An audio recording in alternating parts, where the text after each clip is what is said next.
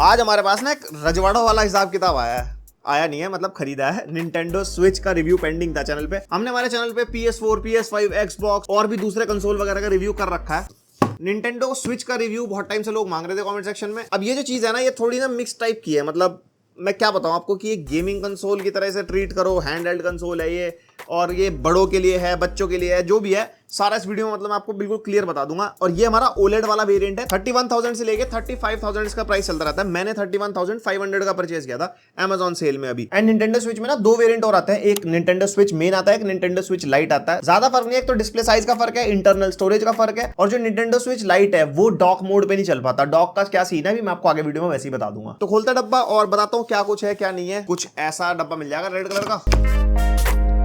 इसके अंदर से पर्चे निकल जाएंगे भाई साहब, जो नहीं पढ़नी। एक हमारी मेन डिस्प्ले निकल जाती है और यहाँ पे हमारे जॉयकॉन्स निकल जाएंगे जो गेम खेलने के लिए काम आते हैं। उसके बाद यहाँ पे पूरा भाई मसाला भरपूर, भाई महंगा सामान है तो सामान से मिलेगा आपको पूरा दबा के। एक HDMI केबल मिल जाती है, एक यहाँ पे हमारे को दो कंट्रोलर और मिल जाते हैं, ये सेंसर वाले हैं, इसका बताता हूँ आगे। और एक यहाँ पे हमारे को पावर अडाप्टर मिल जाता है, ये हमारे को जॉयकॉन का होल्डर मिल जाता है। ये तब काम आता है जब इनको एज अ कंट्रोलर यूज करना हो। देन फाइनली यहाँ पे हमारी निकल जाती है डॉक, ये हमारी HDMI डॉक है। इसका भी मैं आपको आगे बताता हूँ क्या क्या काम होने वाला है। तो सबसे पहली चीज बता दूं, निंटेंडो स्विच ऑफिशियली इंडिया में नहीं आता, ये सब इंपोर्ट करा के बेचते हैं और इसकी कोई आफ्टर सेल सर्विस भी नहीं है, कोई वारंटी भी नहीं है। तो एक 30-35 हजार का हैंडहेल्ड कंसोल लोगे, उसके बाद कोई सर्विस नहीं है, जो है बस उसके बाद चला लेना आप। उसके बाद टूटने फूटने के बाद, ये दिक्कत आने के बाद रिपेयर दिल्ली में हो जाते हैं शायद, जहां तक मैंने सुना है। तो तभी कह रहा था रजवाड़ों के खेल है ये जाती है हमारी मेनली डिस्प्ले। इसके ऊपर हमारे जॉयकॉन्स कुछ इस तरीके से लग जाते हैं यहाँ पे ऐसे खट करके, और फाइनली कुछ ऐसा कंसोल आपका बन जाएगा। तो सबसे पहले बिल्ड क्वालिटी शुरुआत कर लेते हैं। पूरा प्लास्टिक बिल्ड में हमारे को मिल जाता है। इसके जॉयकॉन्स की जो क्वालिटी है वो बढ़िया है एकदम, मतलब गेम में वाली पूरी फीलिंग आ जाएगी आपको। और यहाँ पे पीछे निंटेंडो स्विच लिखा है और ये कुछ इस तरीके से खुल जाता है। तो अगर आपको दूर रख के ऐसे खेलना है, और इसका ये वाला जो कंट्रोल मैं आपको कह रहा था, ये दोनों इसके अंदर लग जाते हैं और यहाँ पे आप आराम से गेम खेल सकते हो। उसके अलावा यहाँ पे आपको टाइप सी पोर्ट मिल जाएगा फॉर चार्जिंग, और डॉक कनेक्टिविटी भी होती है इसके अंदर। एंड यहाँ पे हमारा एक हेडफोन जैक है और यहाँ पे हमारे को फैन का वेंट मिल जाता है, जिसमें से मुझे तो आवाज नहीं आई। मैंने इसके ऊपर 5-5 घंटे भी गेमिंग करके देखी है, तो ऐसा कुछ गरम वरम नहीं होता। तो वैसे इसके अंदर फैन है, मैं देखा था इसकी डिसअसेंबली ना। और यहाँ पे पावर बटन मिल जाएगा, वॉल्यूम अप डाउन का बटन मिल जाएगा, और यहाँ पे एक स्लॉट मिलता है गेम कार्ड के लिए। जैसे प्ले स्टेशन में डिस्क वगैरह डालते हैं ना, इसके अंदर गेम कार्ड डलता है। कुछ ऐसा गेम कार्ड हमारे को मिलता है जो यहाँ पे हम इंसर्ट कर सकते हैं और इसके अंदर गेम होती है हमारी। और ये जो गेम कार्ड है ये भी भाई महंगा मसाला है। एक AAA टाइटल वाला अगर आप गेम कार्ड Amazon से ऑर्डर करोगे तो 3,500-4 हजार रुपए की मतलब एक गेम है। जैसे मतलब प्ले स्टेशन वगैरह के लिए आप गेम परचेज करते हो ना फिजिकल डिस्क, सिमिलरली इसका भी यही हिसाब है। बाकी इसके अंदर अपनी ई शॉप भी है जिसके अंदर आप सारे गेम मतलब परचेज कर सकते हो। तो ये जो मेरा गेम कार्ड था GTA ट्रिलॉजी वाला था, इसके अंदर ये मेरे GTA के गेम आ गए, और बाकी कुछ गेम मैंने परचेज भी करे हैं इसके अंदर। एक मेरे को ड्रॉबैक्स लगा, इतना महंगा कंसोल है, डिस्प्ले वाला कंसोल है, एक स्क्रीन गार्ड लगा के देना चाहिए था। इसके ऊपर कोई स्क्रीन गार्ड नहीं है एंड स्क्रैच व्रैच पड़ सकता है अगर आप इसको ऐसे टेबल पे उल्टा रख दो, कुछ भी है। और इस कंसोल का अच्छा खासा हेफ्ट है। इसका जो वेट है यहाँ पे हमारे को मिलता है 425 ग्राम्स के अप्रॉक्स। तो ओवरऑल बिल्ड क्वालिटी के मामले में लगता है कि चीज तो है। एंड जो इसकी डिस्प्ले है 7 इंचेस की OLED डिस्प्ले आपको मिलती है, जिसका रेजोल्यूशन 720p है। इतनी ज्यादा मतलब मेरे को शार्प नहीं लगी, कलर ठीक ठीक से ही होते हैं। जिसका अपना UI है उसके अंदर तो बढ़िया लगती है, बट जैसे गेम खेलते हैं तो उसमें लग जाता है कि हाँ थोड़ा लो एंड डिवाइस में आप खेल रहे हो। जैसे मैं GTA ट्रिलॉजी खेल के देख रहा था तो सैन एंड्रियास में पता लग गया था कि हाँ काफी कम रेजोल्यूशन पे चल रही है और इतने क्रिस्प नहीं होती चीजें। और ओवरऑल वैसे जो डिस्प्ले के कलर्स हैं, OLED पैनल है तो YouTube वगैरह का जैसे उसके अंदर चलाते हैं तो बढ़िया डिस्प्ले के कलर्स अच्छे लगते हैं, पंची है। मतलब ओवरऑल डिस्प्ले की जो क्वालिटी है वो अच्छी है, जिस लेवल की गेमिंग ये करवाता है ना उसके हिसाब से। हाँ मेनली जो निंटेंडो स्विच के अपने एक्सक्लूसिव गेम्स हैं वो बहुत तगड़े लगते हैं भाई चलने में। उनकी ऑप्टिमाइजेशन ले लो या उनके जो कलर्स ले लो, वो भी मैं आपको आगे गेमिंग एक्सपीरियंस में दिखाऊंगा। और ये हमारी फुल टच डिस्प्ले है, बट ये जो डिस्प्ले है ना सिर्फ आप UI में यूज कर सकते हो। गेमिंग के मामले में आपको इसके जॉयकॉन्स ही यूज करने पड़ेंगे। और टच काफी बढ़िया है, मतलब कोई दिक्कत नहीं होती। और मेनली जो टच इसका होता है ना वो हमारे को टाइपिंग में काम आ जाता है। फॉर एग्जांपल यूट्यूब वगैरह पे कुछ सर्च करना हो ना। एंड कनेक्टिविटी के मामले में आप ऊपर 3.5mm जैक में हेडफोन लगा सकते हो, हेडफोन लगा गेमिंग करनी हो। और नीचे जो टाइप सी जैक है इस पे भी टाइप सी वाले हेडफोन्स या फिर वायरलेस हेडफोन्स को डोंगल वगैरह लगानी हो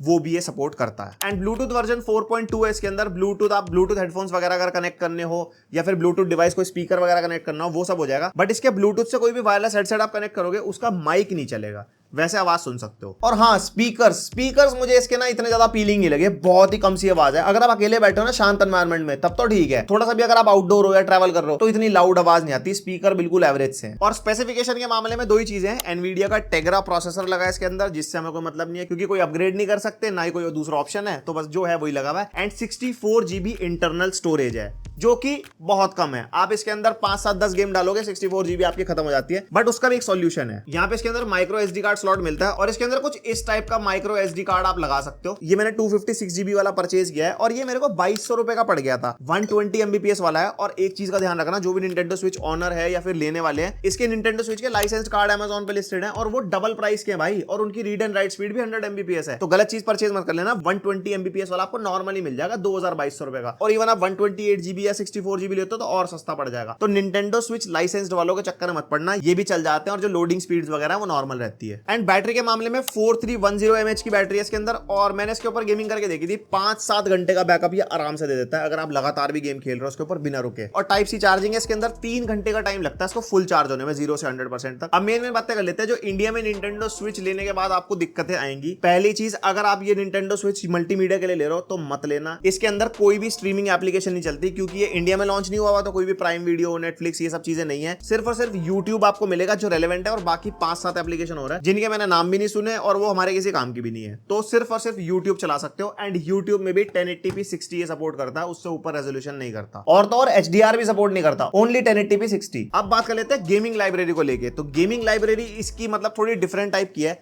इसके अंदर जैसे कहेंगे ना, थोड़े बच्चों टाइप के गेम ज्यादा है, और अगर मैं कहूंगा थोड़े जो वैसे गेम है जो हाई एंड वाले, जैसे GTA ट्रिलॉजी आपको इसके अंदर मिल जाएगा, मॉर्टल कॉम्बैट 11 आपको इसके अंदर मिल जाता है, और भी काफी तगड़े तगड़े गेम, असासिन्स क्रीड के कुछ गेम्स इस पे लॉन्च हुए हैं। ऐसे कुछ AAA टाइटल्स भी हैं जो निंटेंडो स्विच पे लॉन्च हुए हैं, बट ज्यादा लॉन्च नहीं होते, हल्के टाइप के गेम लॉन्च होते हैं, वो भी लो सेटिंग्स और लो रेजोल्यूशन पे चलता है। मैंने बर्नआउट पैराडाइज इसके अंदर परचेज किया, $10 की गेम मिली मेरे को वो, तो उसके हिसाब से 750 रुपए की गेम मिली। और बर्नआउट पैराडाइज मैंने पीसी पे भी खेला हुआ है, तो इसके अंदर जो ग्राफिक्स है वो थोड़े से लो एंड लगते हैं, बट स्टिल मैं कहूंगा हैंड हेल्ड कंसोल में खेलोगे तो मजा तो आता है खेलने में, मतलब हाथ में इतनी बढ़िया मशीनरी हो। और इंडिया में रहने के बाद सबसे वर्स्ट चीज जो आपके लिए रहेगी वो है गेम परचेज करना। इसकी निंटेंडो ई शॉप के अंदर हमारे इंडिया के बहुत लिमिटेड क्रेडिट कार्ड चलते हैं, जैसे मेरा ICICI का क्रेडिट कार्ड है वो चल गया, बट उसके अलावा मैंने दूसरे चला के देखे, नहीं चले, और उसके अंदर भी पेमेंट करने में दिक्कत होती है। एंड यहाँ पे हमारे को रीजन भी जापान सेलेक्ट करना पड़ता है, तभी हमारे ई शॉप के अंदर सारे गेम्स ढंग से शो करता है कि प्राइसेस भी वेरी करते हैं कि आप कौन सा रीजन सेलेक्ट कर रहे हो। और वहीं हम जब गेम परचेज करते हैं तो उसमें जो जिप कोड लगता है वो भी US का लगाना पड़ता है, तो बहुत कॉम्प्लिकेशन सी है। और हाँ, शुरू में मेरा कार्ड नहीं चल रहा था, तो MX2 गेम्स करके एक वेबसाइट है जिसके थ्रू मैंने इसके कॉइन्स बाय करे, और रियल टाइम उन्होंने दे थे, और सेम प्राइस पड़ रहा था, मतलब जितने डॉलर के हमारे को कोड चाहिए थे, फॉर एग्जाम्पल मैंने $100 के कोड लिए थे, तो उस हिसाब से उन्होंने इंडियन करेंसी के हिसाब से 78-7900 मेरे से लिए थे। वरना Amazon से अगर आप इसके कोड बाय करते हो ना तो वो महंगे पड़ते हैं, मतलब वहां पे आपको $50 का कोड पड़ेगा एक्स्ट्रा पैसों में, तो वो चीज कॉम्प्लिकेटेड है मतलब इंडिया के हिसाब से। आपको मैंने एक वेबसाइट बता दी, ये कोई प्रमोशन नहीं है, मैंने उससे परचेज किया था, तो मैं अपना एक्सपीरियंस शेयर कर रहा हूं।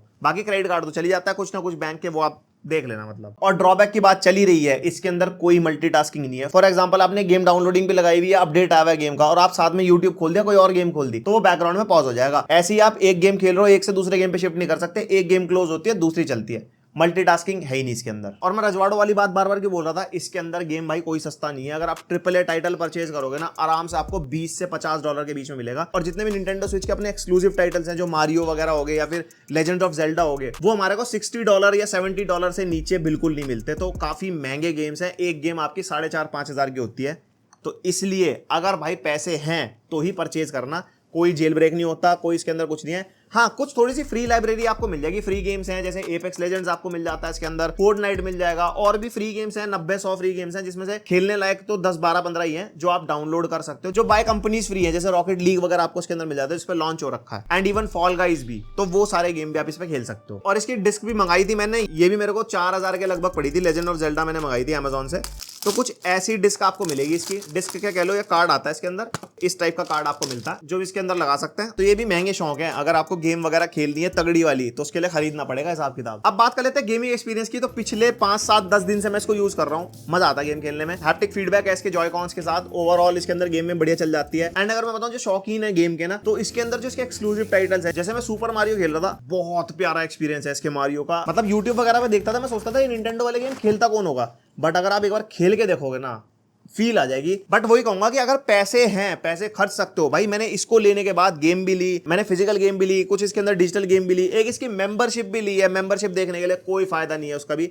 मेरा टोटल 50,000 रुपए खर्चा हो गया इसको मिला के, टोटल ये वीडियो का बजट 50,000 रुपए है, तो बहुत खर्चे वाली चीज है ये, ऐसी सस्ती आइटम नहीं है। और गेमिंग एक्सपीरियंस के मामले में अगर आप हेडफोन यूज करते हो ना इसके अंदर, तो इसका एक्सपीरियंस बहुत बढ़िया है। नॉर्मल सा भी अगर आप हेडफोन यूज करोगे तब भी 3D एक्सपीरियंस मिलता है, लेफ्ट एंड राइट हो, मतलब इमर्सिव साउंड्स हो, और जो स्टीरियो सेपरेशन वगैरह है वो बहुत ही बढ़िया रहता है। ओवरऑल जो आउटपुट है ना इस कंसोल का हेडफोन्स के केस में गेमिंग के मामले में बहुत सही है। और यहाँ पे गेमिंग की बात चल रही है, ई स्पोर्ट्स वगैरह के टाइटल है इसके अंदर, जैसे फोर्टनाइट हो गया हमारा या एपेक्स लेजेंड्स वगैरह हो गया। भाई बिल्कुल भी मजा नहीं आता ई स्पोर्ट्स में। 30 फ्रेम रेट पे गेम चलते हैं, एटलीस्ट 60 तो चले। एक तो पहले 720p पे चलते हैं, ऊपर से फ्रेम रेट भी अच्छा नहीं आता। तो ई स्पोर्ट्स के मामले में बस टाइम पास गेमिंग आप कर सकते हो। और बात आती है गेमिंग के फ्रेम रेट की, तो कुछ गेम्स 30 FPS पे चलते हैं, कुछ 60 FPS पे चलते हैं, कुछ खेलते खेलते 20 फ्रेम तक भी आ जाते हैं। मतलब वो होता है ना, फील हो जाता है खेल के। तो फ्रेम रेट इतना स्टेबल नहीं है, यानी कि बेसिकली देखा जाए हार्डवेयर इतना स्ट्रॉन्ग नहीं है इसका जो तगड़ी गेमिंग संभाल पाए। तो मैं कहूंगा कैजुअल गेमर्स के लिए ठीक है ये वाला कंसोल। ज्यादा तगड़े गेमर मतलब है ना, आपको लगता है कि स्मूथनेस ये वो, तो रहने देना।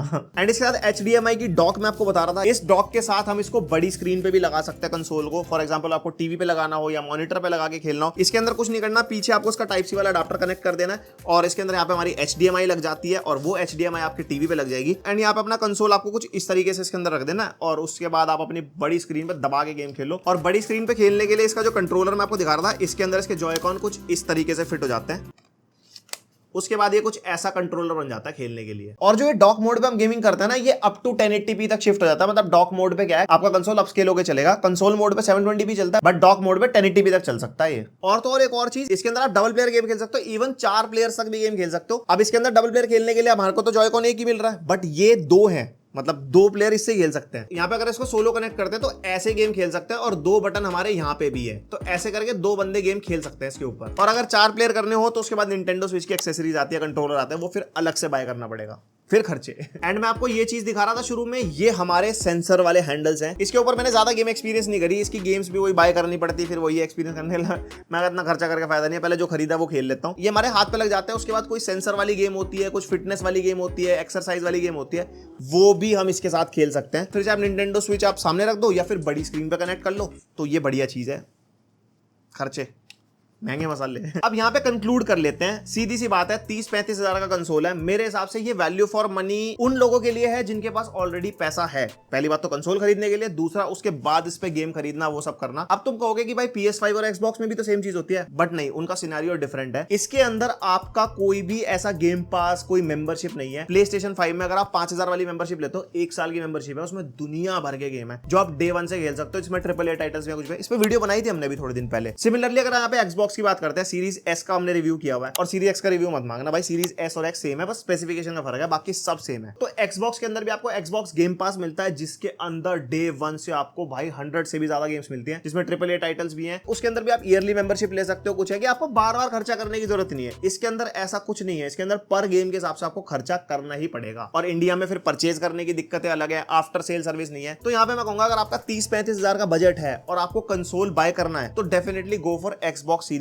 S। बड़ी स्क्रीन पे खेल पाओगे, 1440p रेजोल्यूशन पे गेमिंग करोगे, और इसकी पावर और उसकी पावर में जमीन आसमान का फर्क है। इसके अंदर बस आपको एक डिस्प्ले मिल जाती है जो हैंडहेल्ड कंसोल वाली है। तो हैंडहेल्ड के मजे चाहिए, निंटेंडो स्विच ले लो, और इसके निंटेंडो स्विच के जो एक्सक्लूसिव टाइटल्स है वो बहुत बढ़िया है, मतलब मजा तो आता है उन्हें खेल के। बाकी अगर आपको तगड़ी गेमिंग करनी है और कंसोल ही लेना है, मतलब PC VC या लैपटॉप की तरफ नहीं जा रहे आप, तो Xbox सीरीज S इस प्राइस ब्रैकेट में। ऊपर जाओगे तो सीरीज X ले लो या फिर उसके बाद PlayStation 5 ले लो, वो तो आपके ऊपर डिपेंड करता है। तो ये मैं कहूंगा ये शौकिया लोगों के लिए है, मैं सीधा बता रहा हूँ, मेरे हिसाब से तो नॉट रिकमेंडेड है, बहुत महंगा जुगाड़ है। तो बस आज की वीडियो के लिए इतना था। पसंद आई वीडियो तो लाइक मार सकते हो, और कुछ मजा आया हो, कुछ अच्छा लगा हो, बुरा लगा हो, कमेंट करके बताना यार। और कोई सजेशन कोई और वीडियो के लिए, कुछ और गेमिंग कंसोल टाइप वीडियो के लिए, वो बता सकते हो। और हाँ, तुम में से कोई निंटेंडो स्विच चला रहा है तो बताओ कमेंट सेक्शन में कैसा एक्सपीरियंस है, और दूसरे लोगों को क्या कहना चाहोगे इसके बारे में कि ले या ना ले। बस आज की वीडियो के लिए इतना था, और मिलते हैं नेक्स्ट वीडियो, तब तक के लिए टाटा।